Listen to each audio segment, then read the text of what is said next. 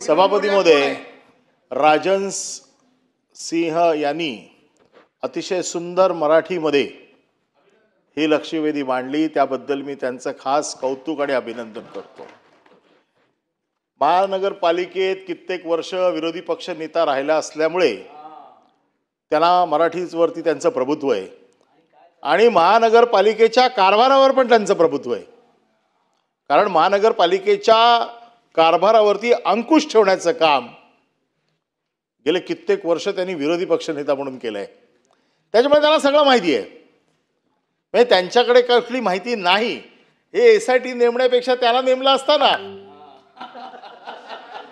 अरे त्यांनी तुम्हाला सगळं सांगितलं असतं।